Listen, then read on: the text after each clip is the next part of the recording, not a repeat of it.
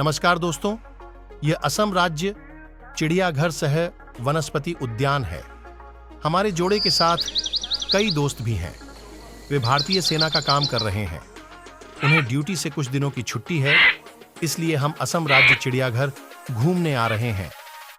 तो कृपया यदि आप मेरा वीडियो देखना पसंद करते हैं तो आगे बढ़ें। चिड़ियाघर उद्यान में किस प्रकार के पशु पक्षी और कुछ जीव जंतु भी हैं, मैं तुम्हें दिखाता हूं, इसलिए जारी रखें।